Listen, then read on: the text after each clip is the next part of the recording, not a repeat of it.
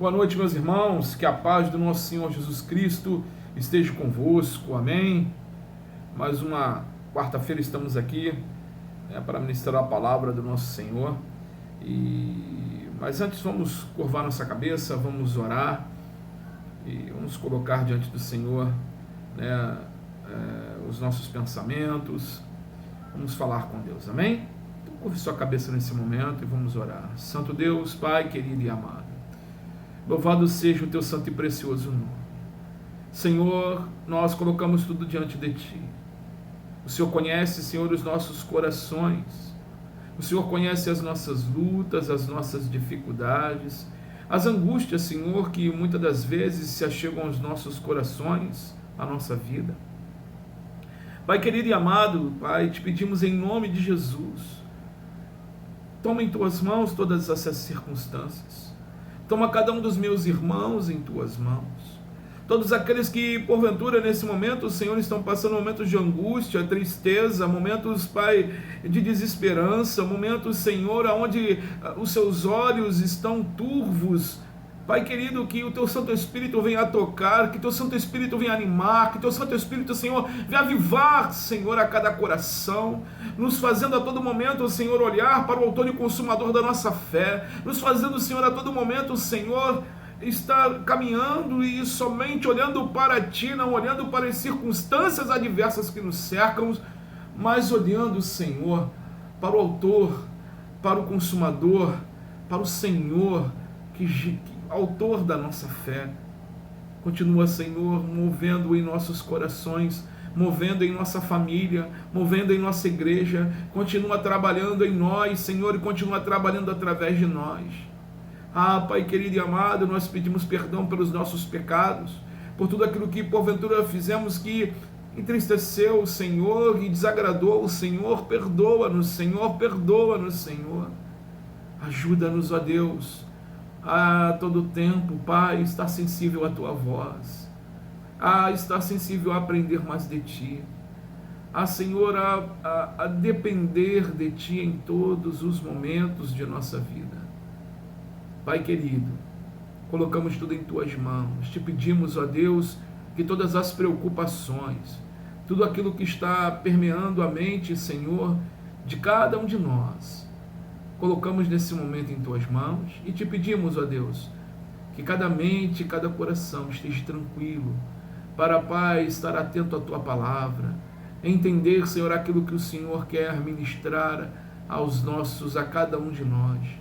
Pai, aproveitando esse momento aqui, eu te peço, toma minha vida em tuas mãos, toma o meu intelecto, toma os meus sentimentos, e que tudo que venha a ser dito aqui, Pai, nesta noite, venha do teu coração para os nossos corações. Iluminai cada mente, Pai, de cada pessoa que está assistindo esse vídeo, que possam entender a tua vontade, o teu amor e o teu desígnio, Senhor, para a vida de cada uma delas.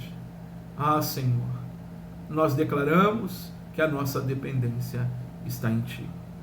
Pai querido e amado, toma também em tuas mãos todos os nossos amados irmãos que estão no Brasil, pelo mundo afora, pregando tua palavra, pregando o teu evangelho. Senhor, continua fortificando os teus filhos e abençoando, Senhor, tudo o que cada um deles tem feito, tudo que cada um de nós temos feito, Senhor. Dependemos de ti. É o que a tua igreja te pede, Senhor, e te agradece. Em nome de Jesus, seu Filho amado, todos digam amém? Amém, graças a Deus.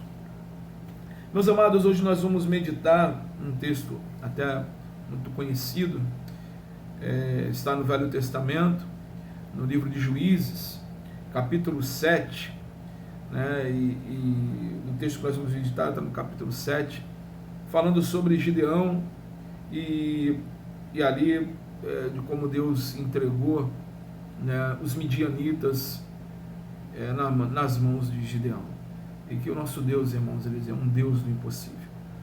Então, nessa noite, nós vamos meditar sobre esse texto. Peço a você que continue crendo, continue olhando para Jesus, porque Ele pode todas as coisas, amém? Então peço aos irmãos que abram sua Bíblia no livro de Juízes, capítulo 7, do verso 1 ao verso 7, nós vamos ler nessa noite. Livro de Juízes, capítulo 7, do verso 1 ao 7º verso, ok? Diz assim o texto sagrado: Então Jerubbaal, que é Gideão, se levantou de madrugada, e todo o povo que com ele estava, e se acamparam junto à fonte de Arode, de maneira que o arraial dos midianitas lhe ficava para o norte, no vale defronte do outeiro de Moré. Disse o Senhor a Gideão: É demais o povo que está contigo, para eu entregar os midianitas nas suas mãos. Israel poderia se gloriar contra mim, dizendo: a minha própria mão me livrou. Apregou-a, pois, aos ouvidos do povo, dizendo: quem for tímido, medroso, volte e retire-se da região montanhosa de Gileade. Então voltaram do povo 22.000, e 10.000 ficaram. Verso 4: Disse mais o Senhor a Gideão: ainda há povo demais, faze-os descer a água, e ali os provarei. Aquele de quem eu te disser, este irá contigo, esse contigo irá. Porém, todo aquele de quem eu te disser, este não irá contigo, esse não irá. Verso 5: Fez Gideão descer os homens às águas. Então o Senhor lhe disse: todo o que lamber a água com a língua, como faz o cão, esse porás à parte. Como também a todo aquele que se abaixar de joelhos a beber. Foi o número que lamberam, levando a mão à boca, 300 homens. E todo o restante do povo se abaixou de joelhos a beber a água. Então disse o Senhor a Gideão: com estes 300 homens que lamberam a água, eu vos livrarei, e entregarei os midianitas nas tuas mãos. Pelo que a outra gente toda que se retire, cada um para o seu lugar. Amém? Amados, muitas das vezes nós homens mortais, falíveis, né? Nós olhamos para as coisas da vida julgando o sucesso pelo seu tamanho, pela quantidade, pelo que, né, no mundo se fala muito isso, né? É medido se a pessoa, muitos, né, entre aspas, medem as pessoas pelo que ela tem, não pelo que elas são, principalmente no mundo que nós vivemos e nos dias de hoje. E as pessoas olham, né, vai a uma cidade, ela quer conhecer, um exemplo, você vai numa cidade, está conhecendo a cidade, você quer ir logo no maior shopping, né? Você quer conhecer ali o maior estádio daquela cidade, você quer ir ver a maior igreja, a maior casa, né? Então, assim, o homem mede o sucesso, né? Sucesso pela quantidade, pelo seu tamanho, pelo tamanho de suas posses. Mas analisando aqui a história de Gideão, nós vemos um homem simples, com medo, mas ele está atento à voz de Deus. Israel estava aqui sendo... Deus entregou Israel nas mãos dos midianitas, como você vê lá até lá no capítulo 6, no verso 1, diz aqui a opressão dos midianitas, diz assim, Juízes 6, fizeram os filhos de Israel, por que Deus entregou eles nas mãos dos midianitas? Está aqui dizendo no verso 6, capítulo 6, fizeram os filhos de Israel o que era mal perante o Senhor, por isso o Senhor os entregou nas mãos dos midianitas por 7 anos, prevalecendo o domínio dos midianitas sobre Israel. Fizeram estes para si, por causa dos midianitas, as covas que estão nos montes, e as cavernas e as fortificações. Porque cada vez que Israel semeava, os midianitas e os amalequitas, como também os povos do Oriente, subiam contra ele, e contra ele acampavam, destruindo os produtos da terra até a vizinhança de Gaza. E não deixavam em Israel sustento algum, nem ovelhas, nem bois, nem jumentos, pois subiam com seus gados, e tendas vinham como gafanhotos, e tanta multidão que não se podiam contar. Nem a eles, nem os seus camelos estavam na terra para destruir. Assim Israel ficou muito debilitado com a presença dos midianitas. Então os filhos de Israel clamavam ao Senhor. Amados, o povo aqui tinha se corrompido, o povo tinha se entregado aos deleites do mundo, o povo aqui estava adorando outros deuses, e o Senhor, o que o Senhor fez? Entregou a Israel na mão de seus inimigos, nas mãos dos midianitas, e eles estavam ali reconhecendo todo aquele erro, reconhecendo todas as suas falhas, e clamando a Deus por socorro, pedindo ao Deus Todo-Poderoso, aquele que podia livrá-los, como tantas vezes o livrou no passado. Então Israel estava nessa situação.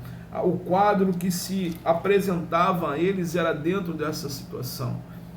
E ali tinha um homem chamado Jerubaal, que era Gideão, e ele estava lá malhando trigo ali, e aparece para ele um anjo e fala com ele: Gideão, varão valoroso, o Senhor é contigo. E ele fala: mas como Deus é comigo? Nós estamos aqui nessa situação, estamos passando aqui essa miséria, essa luta tremenda, e quando nós vamos colher, eles vêm e roubam tudo, como gafanhotos destroem uma colheita. E ali dentro daquilo foi um lamento, não foi uma revolta, mas Gideão falando, e Deus ali tinha escolhido aquele homem, e Deus tinha separado aquele homem, e Deus estava preparando aquele homem para vencer a batalha contra os midianitas. Amados, muitas das vezes nós queremos vencer as circunstâncias da vida com a força do nosso braço. Nós queremos vencer as situações que muitas das vezes apontam, aparecem, para nós, muitas das vezes dando um jeito, fazendo de alguma forma para poder dar uma solução. Queremos logo resolver, acabar com a circunstância, mas, amados, Deus, ele tem um momento e um tempo dele, sabe? Nós temos que buscar a Deus e falar com ele, Senhor, assim como Gideão fez no capítulo 6, verso 36 e 40, Senhor, eu sei que se o Gideão estava ali numa situação tão difícil, como muitas vezes nós nos encontramos, e converse com Deus, falei com ele: Senhor, mostra que o Senhor está comigo, mostra que o Senhor está nesse negócio que está no meu coração. Peça a Deus para te dar sinais, peça a Deus para falar contigo, peça a Deus para fazer. Gideão, ele pegou aqui um novilho de lã, se você for lá ver no verso 36 ao verso 40 do capítulo 6, ele pegou ali uma lã, ele pegou a lã e colocou à noite, colocou no chão e falou: Senhor, se realmente o Senhor que está comigo, se realmente é o Senhor que está me direcionando, trocando aqui miúdos, então que o orvalho da noite molhe só lã e a terra esteja seca. E foi isso que aconteceu. Pela manhã ele olhou, ele pegou a lã estava ensopada de orvalho. A Bíblia diz aqui nesses versos que ele chegou ao ponto de espremer a lã e encher uma taça de tanto orvalho que só tinha na lã, não tinha em outro lugar nenhum sinal de estar úmido. E ele chegou para Deus e falou novamente: Senhor, mais uma vez eu te peço que o Senhor agora faça ao contrário, para eu ter essa certeza que vou botar a lã aqui seca e que toda a terra esteja umedecida, né, pelo orvalho, e a lã esteja seca. Ele colocou lá e pela manhã aconteceu a mesma coisa. A lã estava tudo ali, úmido pelo orvalho, né? E quando ele pegou a lã estava seca. Ou seja, é um milagre, é um sinal de Deus. Não teria como a lã estar seca se todo o chão estava umedecido. Amados, deixe Deus conduzir a tua vida, deixe Deus trabalhar na tua vida. Deixe o Senhor, Ele continuar tecendo o teu caminho. Muitas das vezes nós nos desesperamos. Gideão aqui, quando ele chegou nesse momento onde Deus o levou, né, ali onde ele separa ali, Gideão chega com 22 mil homens. Se você for ler o texto aqui do capítulo 7, do verso 1 ao 7, você vê que Gideão chega para guerrear com os midianitas, ainda tinha os amalequitas também. Ele chega com 22 mil homens. E ele acampa aqueles homens lá, e Deus chega para eles: não, eu quero conversar com você, meu filho.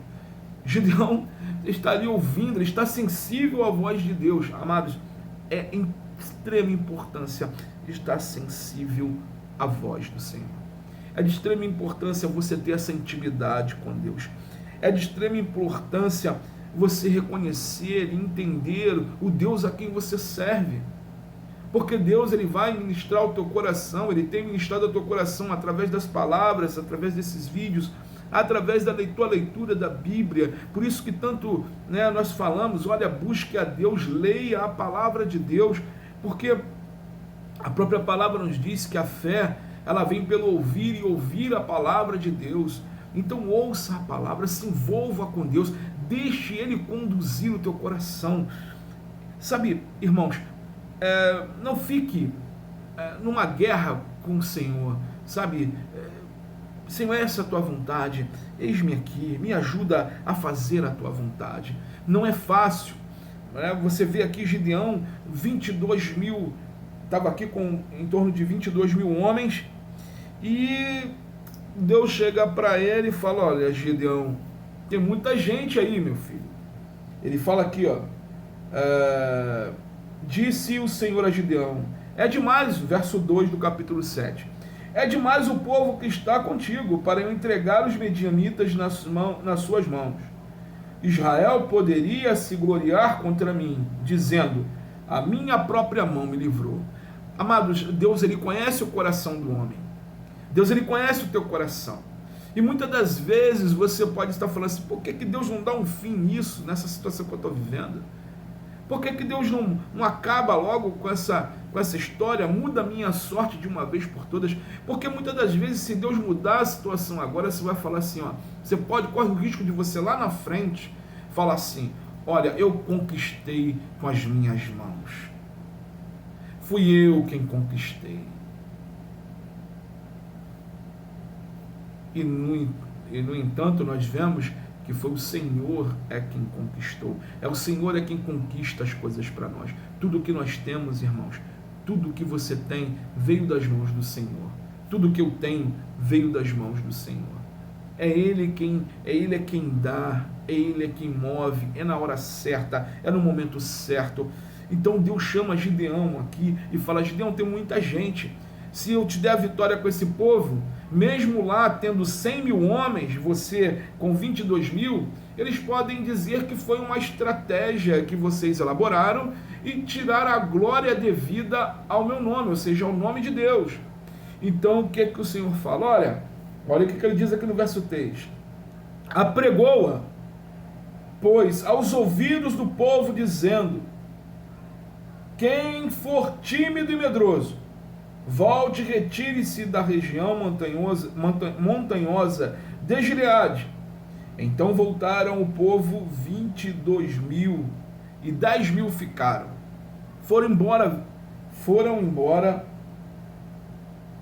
Voltaram do povo 22 mil, e 10 mil ficaram, ou seja, tinham 32 mil homens lá. 22 mil foram embora. Ficaram lá os 10 mil. 10% de 100 mil, né? Ou eles estavam ali naquela situação, você imagina, a Bíblia relata que quando os midianitas chegaram, eram como nuvens de gafanhotos, os camelos eram incontáveis. E Deus fala para Gideão, Gideão, ainda tem muita gente. E ele fala, olha, desce ao riacho, e aqueles que tomarem a água como cães, como cachorro, esse você vai levar. Aqueles que se ajoelharem para beber a água, esse você não vai levar. E a Bíblia fala que aqui que foram 300 o número daqueles que beberam a água como cães, como cachorros. Aquele que pegaram e lamberam a água. Aí o que acontece? 9.700 homens não foram com Gideão. Gideão tem 300 homens para combater um exército de 100 mil midianitas e alguns amalequitas. Irmãos, qual exército no mundo, qual é a probabilidade de Gideão vencer essa guerra? Aos olhos naturais, nenhuma. Aos olhos humanos, probabilidade zero. Deus está mostrando e ensinando que ele não depende de multidões. Deus está mostrando e ensinando que ele não depende de números. Deus está mostrando aqui e nos ensinando e ensinando a Gideão e o povo de Israel que ele é o Deus Todo-Poderoso. Ele não tem, para o poder dele não tem limitações de números, tamanhos. Ele usa, ele faz e ele transforma toda e qualquer situação. Ele não é o Deus do óbvio. Ele não é o Deus que age no plano, ele age no plano natural, mas ele age no sobrenatural. Deus, ele move, ele transforma, irmãos, situações e cria situações para nos abençoar, para mover as circunstâncias a nosso favor. Foi isso que ele fez aqui com o povo de Israel, quando o povo de Israel clamou a ele e pediu ajuda. Foi isso que Deus fez. Mas Deus não fez de qualquer jeito, Deus fez do jeito dele, fez de acordo com a vontade dele, que é boa, que é perfeita, que é agradável. Vontade que ela enxerga a vontade de Deus, né? Deus, ele enxerga lá na frente. Nós somos muito limitados, nós somos muito limitados, irmãos. Então, sabe, às vezes você não está entendendo o que está acontecendo, às vezes você está perdendo certas situações, mas se você está buscando a Deus, se você está com o seu coração voltado na palavra do Senhor, debaixo da vontade do Senhor, você pode ter certeza que Deus está preparando algo grandioso para glorificar o nome dele na tua vida. Você pode ter certeza disso. Assim como ele fez com Gideão e com esse povo. Assim como ele separou ali e falou, não, vai ser esses 300. Gideão e os 300. Amados, quando você olha lá, abre a tua Bíblia, aí deixa marcado aí em Juízes capítulo 7, vamos abrir a nossa Bíblia em 2ª Epístola do Apóstolo Paulo aos Coríntios, 2ª Epístola do Apóstolo Paulo aos Coríntios, capítulo 12, versículo 9, olha o que diz. Paulo aqui estava numa oração, né? Vou ler do verso 7 ao verso 10, para nós termos uma compreensão melhor. 2 Coríntios capítulo 12, verso 7. E para que não me ensoberbecesse com a grandeza das revelações, foi-me posto um espinho na carne, mensageiro de Satanás, para me esbofetear a fim de que não me exalte. Por causa disso, 3 vezes pedi ao Senhor que o afastasse de mim. Então ele me disse: a minha graça te basta, porque o poder se aperfeiçoa na fraqueza. De boa vontade, pois, mas me gloriarei nas fraquezas, para que sobre mim repouse o poder de Cristo. Pelo que sinto prazer nas fraquezas, nas injúrias, nas necessidades, nas perseguições, nas angústias, por amor de Cristo, porque quando eu sou fraco, então é que eu sou forte. Queridos, Gideão chegou lá com aqueles 32 mil homens, vamos dar para fazer uma frente, né? E o povo ali, Deus sondou o coração. Deus falou: olha, não vai levar, tem muita gente aí, então você vai perguntar quem é tímido, quem é medroso. 22 mil foram embora. Deus começou a enfraquecer o exército de Israel. Agora você vai levar lá aqueles que estão, né, aqueles que beberem, só vai levar aqueles que beberem a água como cães, como cachorro, lambendo. Gideão obedece. Gideão poderia estar ali argumentando com Deus: não, Senhor, como é que vai ser isso? Lá tem 100 mil homens. Muitas das vezes nós fazemos isso, irmãos. Nós ficamos: meu Deus, que isso? Olha só, agora aconteceu isso na minha vida. Senhor, e agora? Agora eu achei que isso aqui ia acontecer, as coisas começam a se formar, né? Um quadro começa a pintar na nossa mente e daqui a pouco Deus começa a fazer diferente. Ele fala: não é por aí não. Não é por aí não. Senão tu não vai, senão isso aí, o que vai acontecer, você não vai glorificar o meu nome, você vai se ensoberbecer, você vai ficar orgulhoso, você vai se afastar de mim. E se você ficar orgulhoso, a minha palavra, como eu disse na minha palavra, né, aquele que é soberbo, o Senhor, ele rejeita. E Deus não quer te rejeitar. Deus ele não quer nos rejeitar. Ele quer trabalhar em nós e nos manter humildes. E a escola da humildade, irmãos, ela é dura. Paulo aqui ele está falando, Paulo está aprendendo a escola da humildade. Paulo era letrado, estudado na escola de Gamaliel, e ele estava aqui, ele poderia, Deus já tinha falado: olha, eu não vou atirar esse mensageiro de Satanás que está aí te acusando, você está passando essa vergonha 3 vezes ao dia, não se sabe o que ele tinha, o que o apóstolo Paulo passava, essa situação, mas é uma situação que constrangia ele.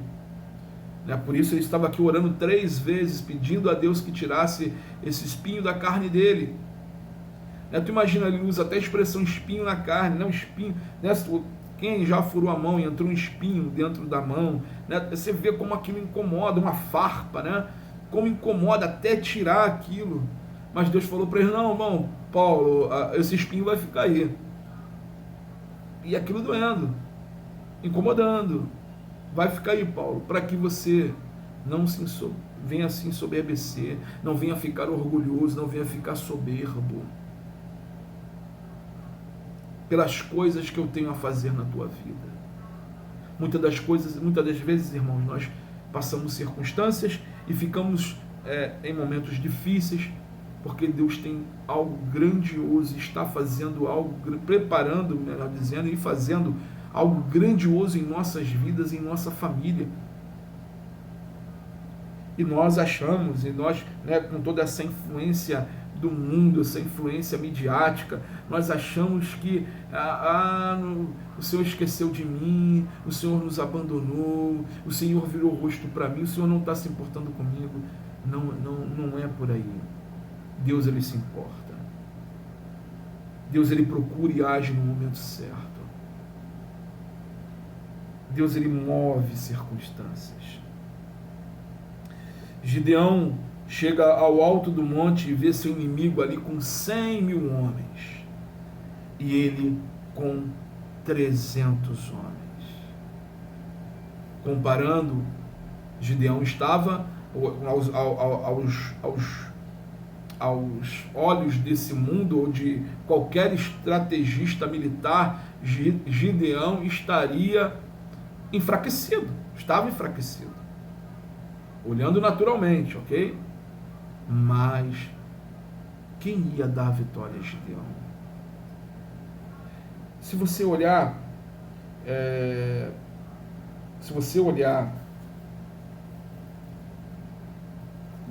logo em seguida aí, Juízes, capítulo 7,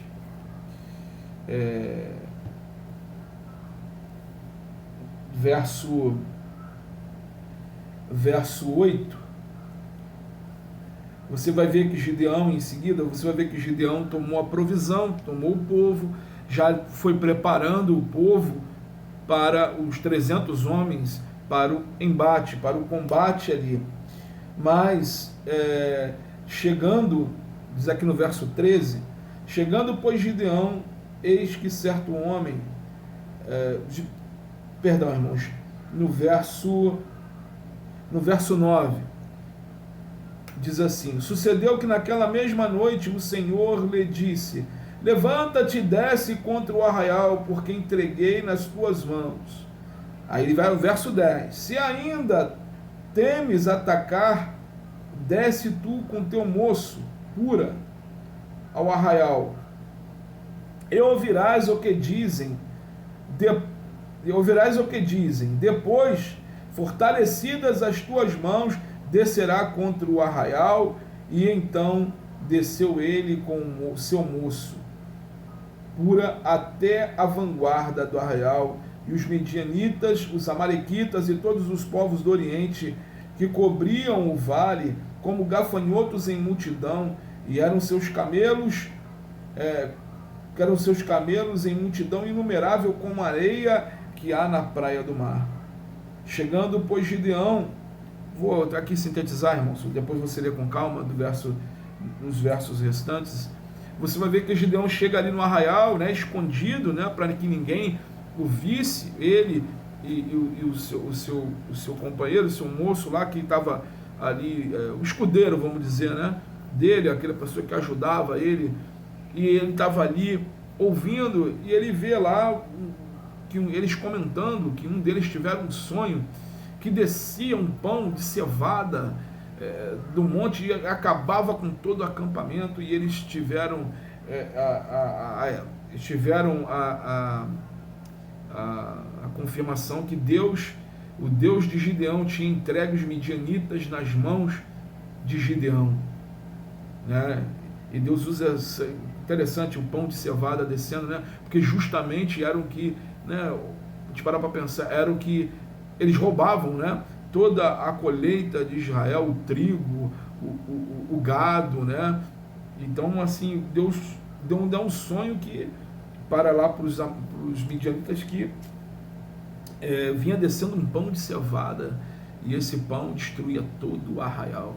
Eles ficaram, Gideão, ouvindo aquilo, animou o coração, subiu, chamou o povo e falou: olha, vamos, porque o Senhor entregou os midianitas em nossas mãos.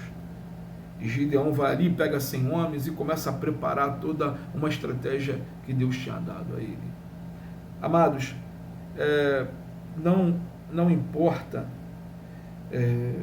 a quantidade, não importa o tamanho da circunstância que está à sua frente, não importa a situação que você esteja passando, não importa a dor que você possa estar vivendo, se você colocar tudo isso diante do Senhor, se você for fiel àquilo que Deus tem ministrado ao teu coração, se você se submeter a Deus e falar: Deus, Senhor, eu quero a tua vontade, Eu quero andar contigo. Glorifico o teu nome na minha vida, Senhor. Usa a minha casa. Usa-me, Senhor. Usa-nos, Senhor. Se você clama a Deus, o Senhor, Ele move. Ele move as circunstâncias, mesmo que tenha os seus inimigos sejam como uma nuvem de gafanhotos, como era de Gideão. O Senhor, Ele levanta pessoas para nos ajudar. Ele move circunstâncias. E Ele opera. E Ele faz os milagres.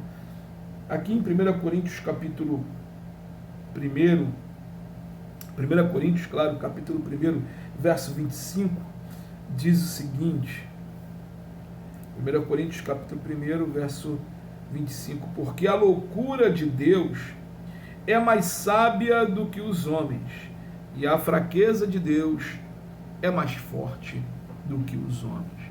Ou seja, o que os homens pensam que você servindo a Deus, você andando com Deus, você sendo um cristão, é loucura para esse mundo, você é um louco, né, por servir, por andar com Deus, por ser fiel a Deus. A Bíblia fala que é sabedoria.